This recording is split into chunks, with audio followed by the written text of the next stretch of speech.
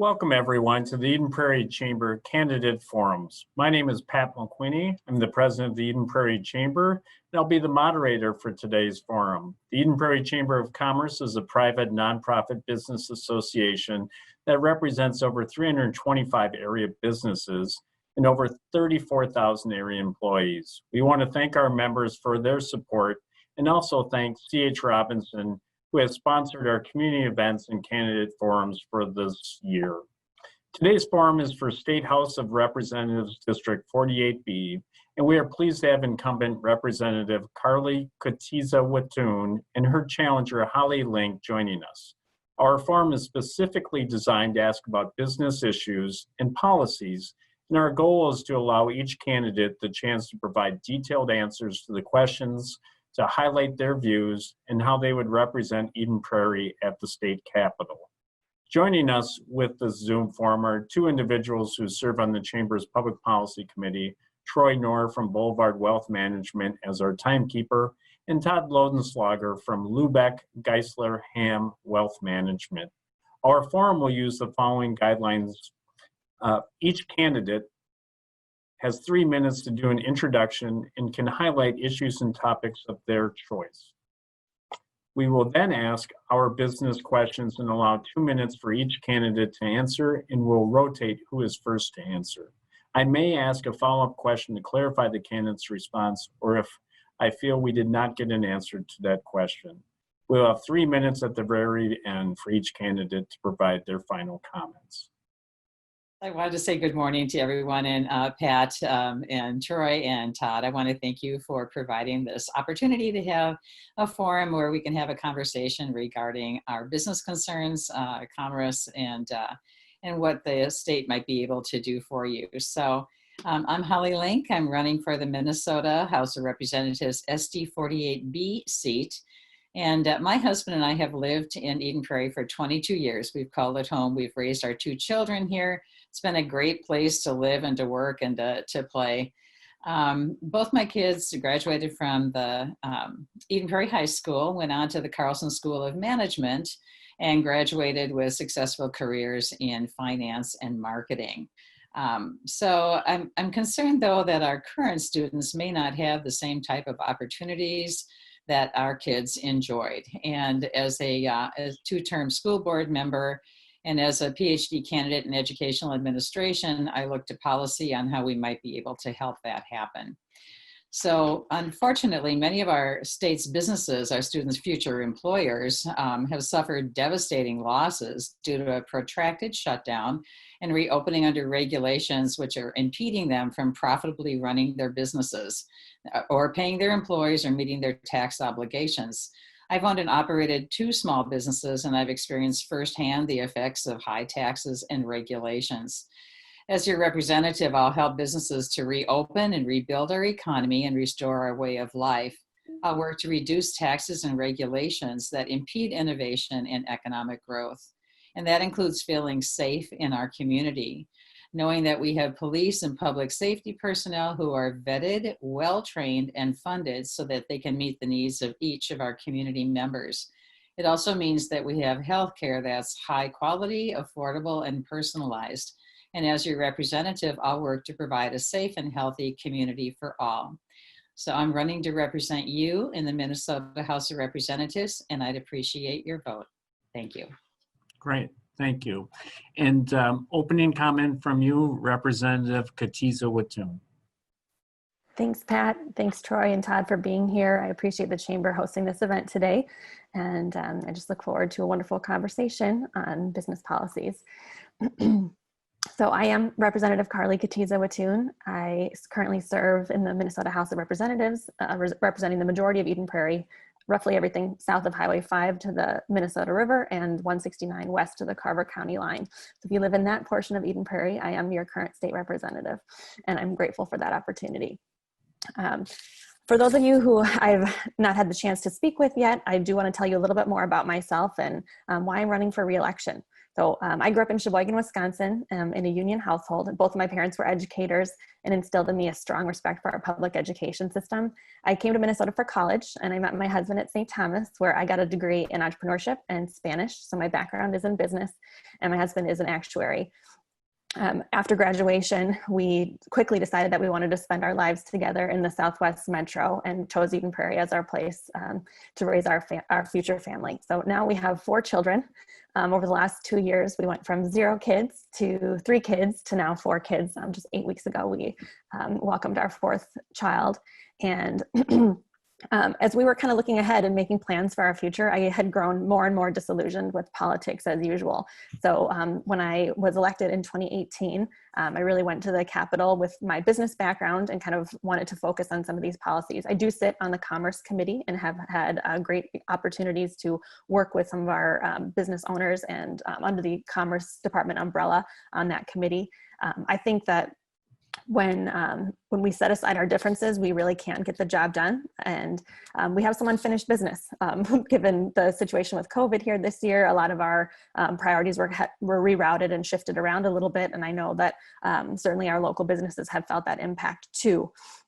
So I look forward to kind of returning to the Capitol, making sure that we continue to invest in our public education so that we can build a strong future workforce, and that we are ensuring that people have equal access to affordable health care, no matter their age, gender, or pre-existing conditions, taking seriously the threats against our planet, and making sure that we open up some of those climate change policies and proposals to continue to build the economy of the future here in Minnesota. And just really, I'm grateful to be here so we can have a strong discussion today. Thank you. Great. Thank you both for those comments. Our first question, and Representative Khadijah Wattoon, will have you go first. And that is, briefly state why you feel you are a pro-business candidate. Wonderful, thank you. So a few reasons. So one of my top priorities is investing in our public education system here in Minnesota. And I think that is essential in creating a well-funded and a well-educated workforce. I also work with businesses and have done so in the Commerce Committee in order to streamline and strengthen their policy frameworks. And I also support transit. So I'm thrilled about the fully funding of our Southwest Light Rail project. I know the Chamber and its members have been supporters of that project over the years.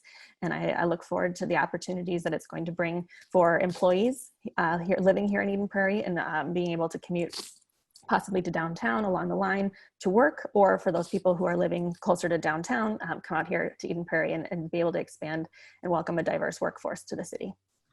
Great. And Candidate Link, same question. Briefly state why you feel you are a pro-business candidate. Right. Well, when I think of safety and security, that they're really the bedrocks of community life. And I think that security comes from having your basic needs met, and that takes resources. And the best, most gratifying resource that anyone can have is a wage in exchange for purposeful work. I believe that businesses provide meaningful work and compensation, and they provide a community with goods and services for quality of life. And they partner with their community and pay taxes to fund a thriving economy. And so what I want to do is basically support businesses to be able to do that. But I also believe that that's going to take some changes in what we have with our tax structure right now, and also with our regulations. And so I would be working to make sure that we're creating a thriving economy that would be attractive to other people coming in to build their businesses here, and for the businesses that are here to stay here. Great. Moving on to our next question, and Candidate Link will ask you first. COVID-19 has greatly impacted our businesses over the past 6+ months. Do you support having the governor manage this through executive order, or should individual businesses decide if and how to open? And then a bit of a follow-up to that is, at what point should businesses be allowed to decide how to be open in a way that is safe to their employees and customers? So this is a really tough question, right? I mean, it's easy to be a Monday morning quarterback and to say that we should have done things differently.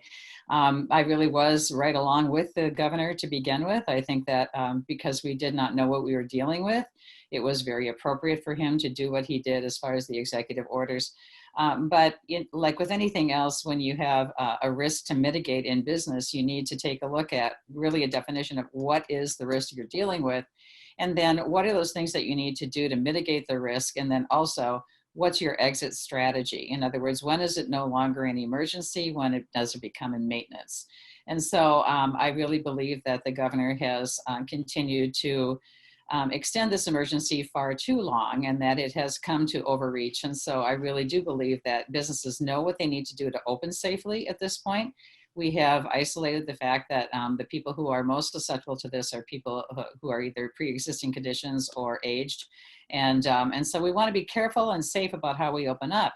But I also take a look at each business and what type of business that they're in, and can they open safely given the guidance that they have. So I think at this point, what we need to do is to go back into dialogue, get rid of monologue down at the state, and have the legislature be able to weigh in on that with real good input from the business community as far as what do they have in place right now that they feel safe doing, and where do we need to go. But we need an exit strategy on this because it's been protracted. It's gone on for far too long. Okay, great. Representative Katiza Watun, do you need me to repeat the question? That would be helpful. Thank you. Great. COVID-19 has greatly impacted our businesses over the past 6 months. Do you support having the governor manage this through executive order, or should individual businesses decide if and how to open? And a bit of a follow-up is, at what point should businesses be allowed to decide how to open in a way that is safe to their employees and customers? Thank you.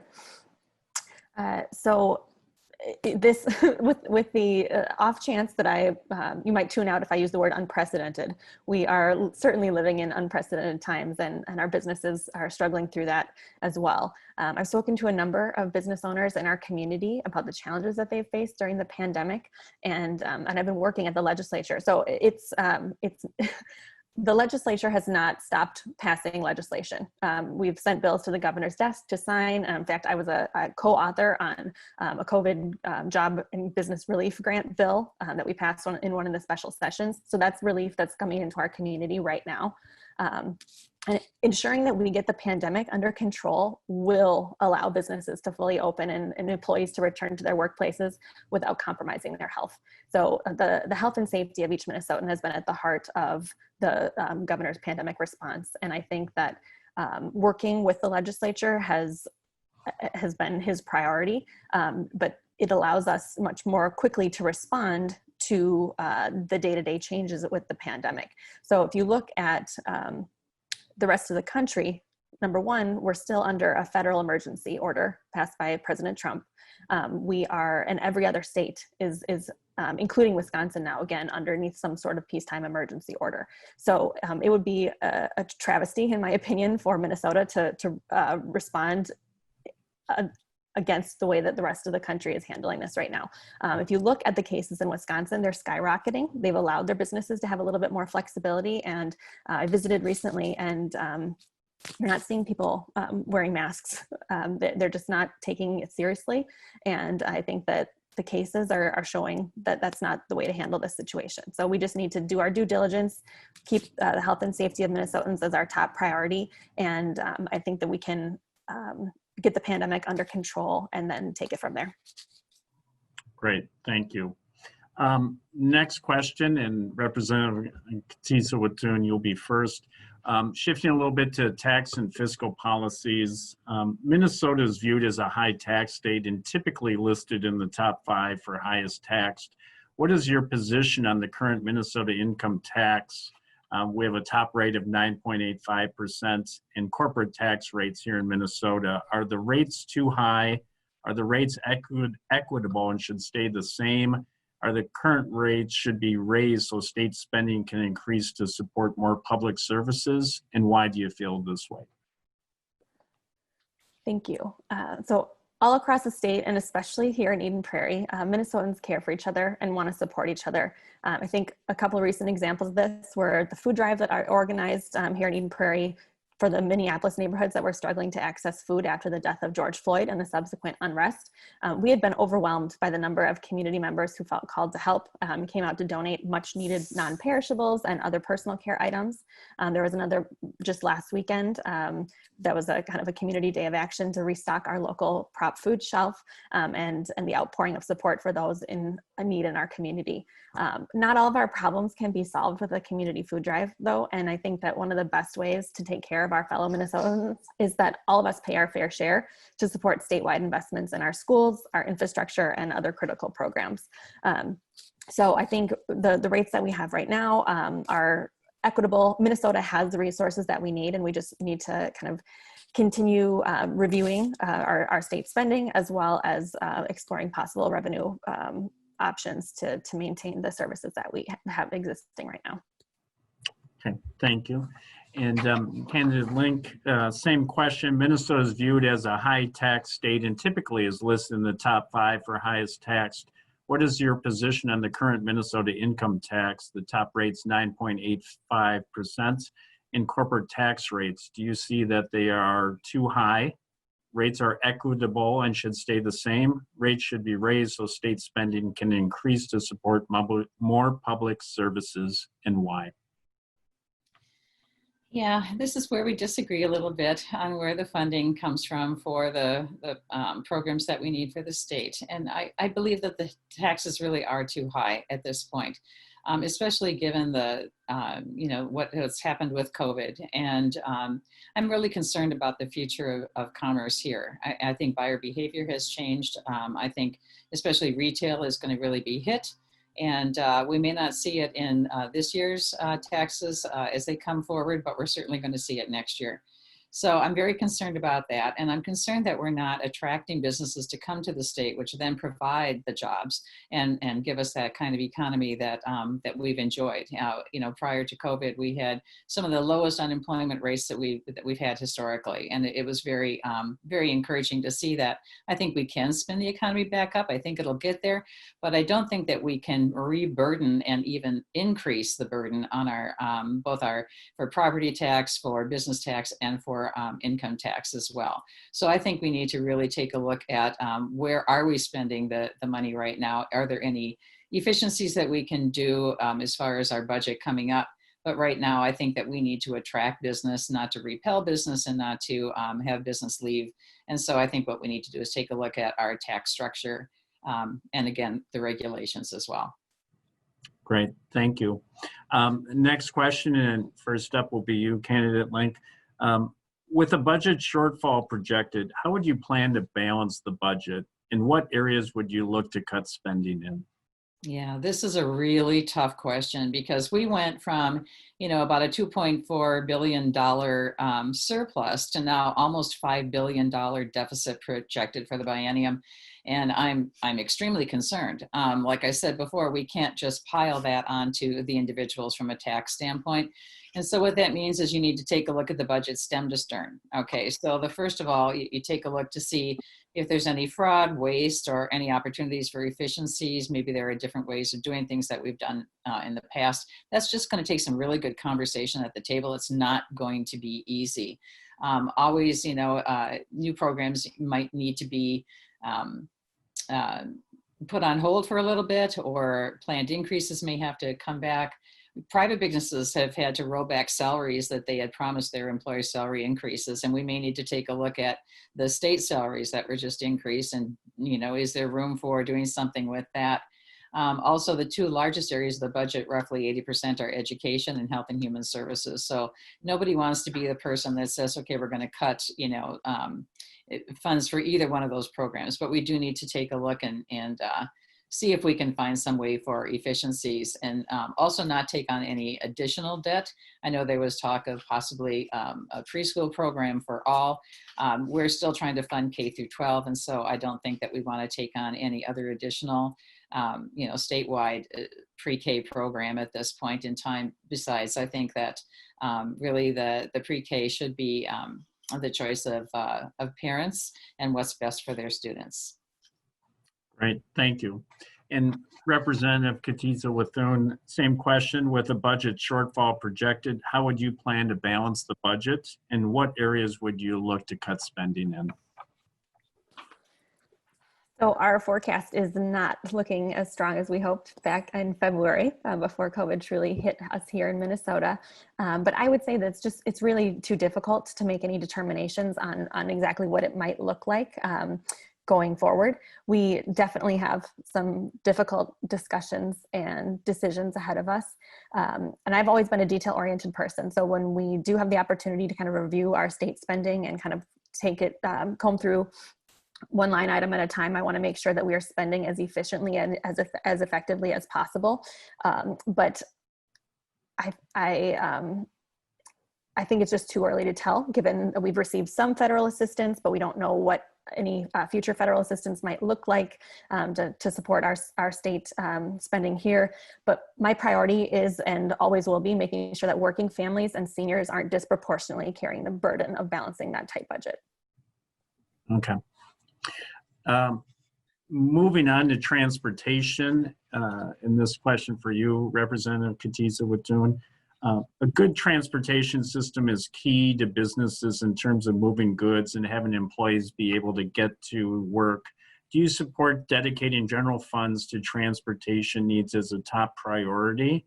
And do you also support an increase in the gas tax? Certainly an important question. And I do know that all Minnesotans benefit from strong public infrastructure like our roads and bridges. Right now, our transportation system funding is broken. MnDOT currently estimates that our transportation system has a funding gap of approximately $600 million a year. And while the pandemic has many of us working remotely from home, fewer Minnesotans are commuting regularly and spending less on fuel. So I think that it's important to have a dedicated funding mechanism for those roads and bridges across the state. I don't necessarily think that redirecting general fund dollars to transportation achieves that goal. It's a bit like robbing Peter to pay Paul, because those dollars are already dedicated to other causes. And I think that we should explore other possible revenue streams, potentially a gas tax. I did support the 2019 transportation bill, which included a 20-cent increase in the gas tax at a nickel per year for 4 years. But as electric vehicles become more popular and more affordable, I think all options should be on the table when it comes to our transportation funding. Okay, thank you. Candidate Link, same question, and that is, a good transportation system is key to businesses in terms of moving goods and having employees able to get to work. Do you support dedicating general funds to transportation needs as a top priority? And do you support an increase in the gas tax, and why? Yeah, well, in this, Representative Katiza Wathune and I are in agreement that it is very important that we have a strong transportation system, as you say, for both personal and for business. And I really would like more clarification on the definition of dedicated and transportation needs before I'd be able to say that it would be a top priority for me.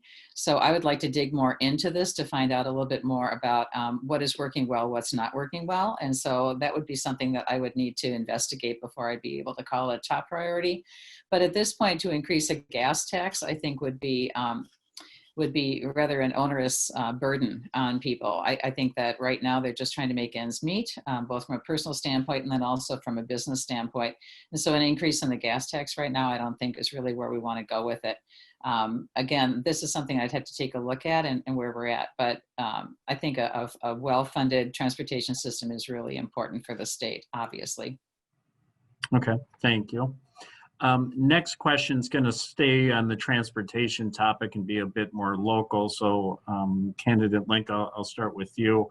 I think you're both familiar with Southwest Transit, our local bus service, which has done a great job in serving both our businesses and community. For years, Southwest Transit has not received its fair share of funding through the Met Council. In addition, the governor has appointed a blue ribbon committee with one of its tasks to examine potential changes to the provisions of transit services throughout the Twin Cities region. Given some members of the committee have not been supportive of suburban transit in the past, there is a concern from a business side that any recommendation from this group could negatively impact our local transit agency, Southwest Transit. If elected, what would you do to ensure Southwest Transit remains in business and has the ability and funding to provide the services we have come to know and appreciate? And I'm up first on that one, right? Yes. Okay. So I want to look at it more holistically from a transportation structure out here. And so when you take a look at what we will have coming up, we'll have light rail, which is a wonderful way of moving a large amount of people, but it is fixed as far as the route is concerned, and it also is very expensive. And so the ridership to support that, we don't have that just yet. And with more people working from home, we'll see how long it takes to actually, if people have the appetite for going downtown or something like that with the light rail. But at the end of the light rail, there's still a need for getting people from the light rail to wherever else they need to go within the community or wherever they have gone. And so you want a strong, whether it's a shuttle system or a bus system. The wonderful thing about a bus system is that you can change a route anytime. If you build a new manufacturing site, you can change a route to go directly to that site. So I think that we absolutely need to make sure that we have the funds available and that we continue to have the service here, especially until we get a light rail. And even then, I don't feel that the light rail is going to really meet the needs of the community in all the ways that they need. And of course, then we also have things like Uber and that kind of a thing too. So I think it's really looking at it as an entire transportation system and making sure that we have all of those different aspects taken care of. Okay, thank you. Representative Katiza Wathun, same question. Southwest Transit, our local bus service, has done a great job in serving our businesses in our community. For years, Southwest Transit has not received its fair share of funding through the Met Council. In addition, the governor has appointed a blue ribbon committee with one of its tasks to examine potential changes to the provision of transit services throughout the Twin Cities region. Given some members of the committee have not been supportive of suburban transit in the past, we are concerned that any recommendation from this group could negatively impact our local transit agency, Southwest Transit. If elected, what would you do to ensure Southwest Transit remains in business and has the ability and funding to provide the services we have come to know and appreciate? I knew I might have trouble with that. Thank you, Pat, for that question. It is a really critical one because oftentimes when we look at transportation issues in transit across the country and even across the world, the most challenging part of any person's journey is often that last mile.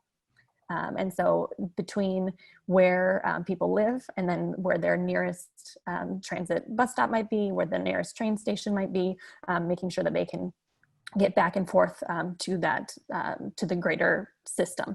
And I think that Southwest Transit has really allowed people to kind of fill that gap. My husband has used a couple of times their private program where they come pick you up, and I believe that they just had to increase their rates, I think, to $5 a ride. But they are being so innovative when it comes to partnering potential partnerships with local regional hospitals and helping seniors get to and from doctor's appointments. And so I'm just really kind of filling a gap in the overall system out here in the suburbs. I'm excited about what Southwest Light Rail is going to bring to the community, but I do agree that there are gaps for our local opt-out organizations outside of the Metro Transit system, and how we can work to kind of connect those gaps. So I think that I don't sit on the transportation committee, but I did attend a couple of Southwest or suburban specific meetings about kind of what we might explore in terms of funding and kind of redirecting some of the funding that was previously coming to our opt-outs. And I think that, again, all options really do need to be on the table for that. So I would be a strong advocate for Southwest Transit to make sure that we are getting that funding that we need to make sure that our residents can get where they're going, and however that might be done. Great, thank you.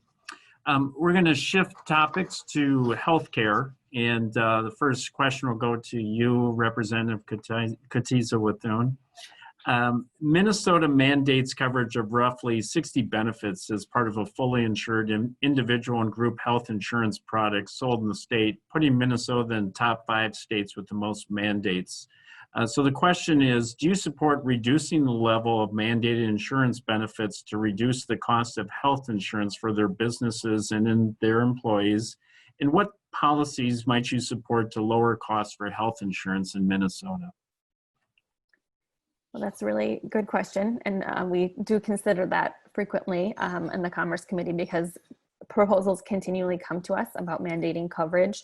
And I think, this year we approved coverage for pandas and PANS, which is a disorder that is very rare, but oftentimes excruciatingly expensive for families to cover on their own. So, when you are able to kind of meet the families and hear their stories, especially for some of these more rare things that our health insurance mandates cover in the state of Minnesota, it's heartbreaking to kind of have to be able to make that decision, yes or no. So I think that as with everything, taking a careful review on what those mandated benefits are, and if things change, either at the federal level or just kind of time changes going forward, taking a look at what may be able to be reduced. But overall, those mandated pieces are extremely important, and some of them are very rare, like I mentioned. So I think that some of the things that we can do to support lower healthcare costs for Minnesotans, one of the things that I hear about constantly when I'm talking to constituents is the cost of pharmaceutical drugs. And so I think that we have really made a lot of progress over the last couple of years when it comes to passing the Alex Smith emergency insulin bill that I actually co-authored. It allows Minnesotans with diabetes to access a 30-day supply of insulin, which is a $35 copay. We also passed the Prescription Drug Price Transparency Act, which requires manufacturers to report certain information to the Minnesota Department of Health, and a Pharmacy Benefit Manager Licensure Act. So now these organizations will be licensed by the Commerce Department, allowing for increased transparency, and we'll be able to report back on some of their actions, and just making sure that we have the information to see if there is further legislation that needs to be passed in order to kind of keep those costs to a minimum for our Minnesotans. Great, thank you. Candidate Link, same question. Minnesota mandates coverage of roughly 60 benefits as part of a fully insured individual and group health insurance products sold in the state, putting Minnesota in the top 5 states with the most mandates. Do you support reducing the level of mandated insurance benefits to reduce the cost of health insurance for business and their employees? And what policies do you support or would you support to lower costs for health insurance in Minnesota? I think that, as much as we want to make sure that everybody gets covered for everything, I don't know that mandates are really the way to do that. I think what we need to do is take a look at our entire healthcare system and how that's working. When I worked for Medica, I was training health coaches to help people to try to reduce their high cost dollar volume use of the system. And but we had more free market system, and so people were able to purchase the type of insurance that they needed.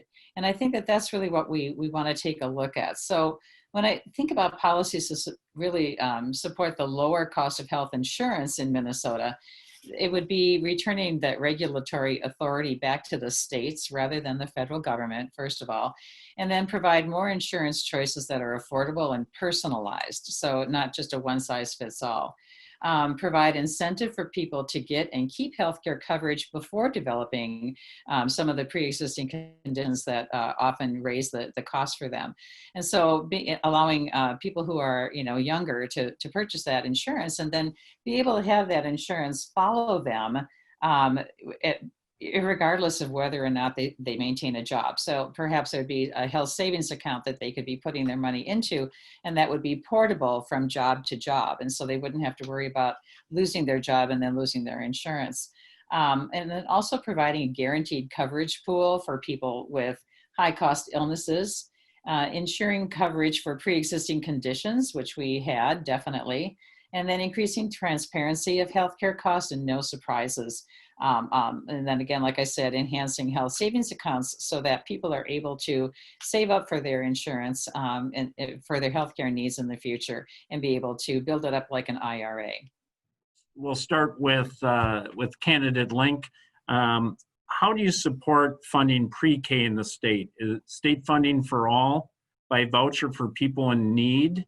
or other? And then what other policies would you put in play or programs to help businesses have the workforce of the future they need? Okay, so we've got two different things here. All right, so for for pre-K, gosh, this is really tough. It's really, really tough. You know, being an educator, I know that kids need to start at the same starting line, and very often they don't. And the difference between those two things often is a very good preschool education. But I don't believe that that needs to be coming through the public education system. I think that needs to be a parent choice. And so whether that's a private, a public, or a homeschool, however that looks. And so and how to fund that is very tough, right? So I think that we do still need the grants, and we need also then to have perhaps a sliding scale so that people who can afford to pay would be able to pay, and that would help to offset the ones who are not able to pay the full amount. And then I really do think that they need to have that choice. It really needs to be up to them. So that's what I would say about that. And I think that there's much more discussion to be had on that point.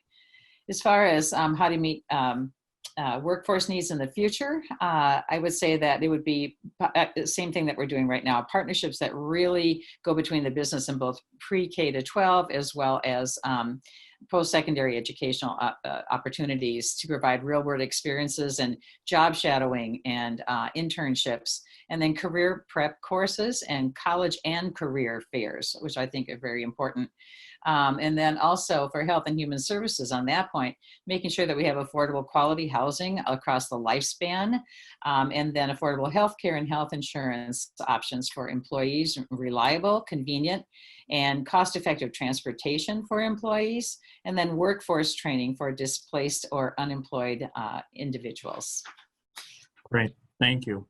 Representative Katiza Watun, same question. How do you support funding pre-K in the state? Is it by state funding for all, by voucher for people in need, or other? And then what policies or programs would you support to help businesses have the workforce of the future they need? Thanks, Pat. Pre-K is sort of my wheelhouse, so I appreciate the opportunity to answer this question. As I mentioned, my husband and I now have 4 children, 6 and under. And at one point, we were spending almost twice our mortgage payment on childcare. We're not alone in this in Minnesota or across the country, but most of my colleagues in the legislature no longer have young children, and our stories are often overlooked. So when you really think about it and dig deep, the economics of childcare just don't add up. So my top priority is investing in early care and learning to combat our opportunity gap here in Minnesota and ensure that parents don't have to choose between work, study, or accessing quality childcare. When we look at some of the possible proposals for return on investment, the return on $1 in the early childhood area is up to $16 in return. So when we explore that and really consider the fact that our opportunity gap has been persistent and nagging here in Minnesota, I don't think that there is anywhere a more cost-effective investment in the future of our state, not only in our future workforce, but in our current workforce, because young parents are typically earning the least that they will ever earn in their career because they have children when they're earlier on in their careers. So in an ideal scenario where I could snap my fingers and it would just be unlimited funding and we could do whatever we wanted, I would fund early childhood education for each child at the state level, absolutely. But within the limitations of our budgetary scenario, we have to consider a number of things. When I authored the Great Start for Minnesota Children Act, I proposed a combination of early learning scholarships, voluntary pre-K seats, as well as child care assistance programming. So parents do have the option to choose what works best for their family. But I think that COVID-19 has just shown that childcare is the backbone of our economy, and we just really need to continue investing in that area.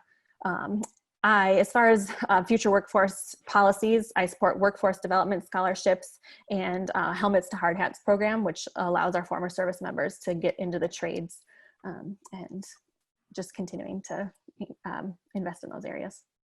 Great. Well, we're going to move to closing comments. You each have up to 3 minutes for final comments here. We'll start with you, Representative Katiza Watun. Thanks again for opening up this forum for us today, and I appreciate the flexibility in moving it to Zoom so that we can keep everybody safe and healthy. I do have a sick child here today, and just want to make sure that all of us are staying healthy and doing our best. Having come from the private sector and working in business, I believe really strongly in the contributions that our local businesses make to Eden Prairie, employing our neighbors, serving our community, and providing us with the services and goods that we need. When I look at it, if we truly want to be an ally to Main Street businesses here in Eden Prairie, reducing taxes for business is just one way to support our local economy and our small business owners.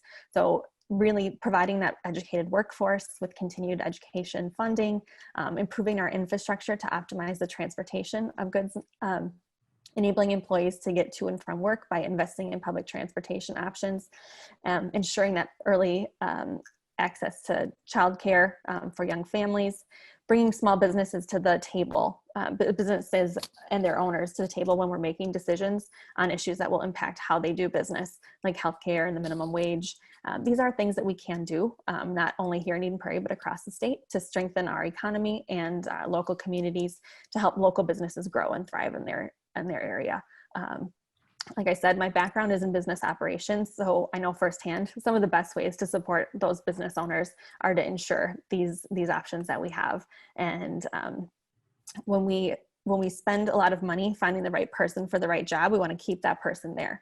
And so I think that recruitment is often a challenging issue, and one of the ways that we can do that is helping businesses support their employees by finding creative ways to fund childcare, as well as paid family leave and transportation options.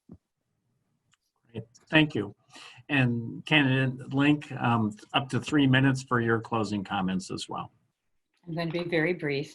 I believe that we've talked about a lot of what we need to talk about today, but there are so many more things on the table.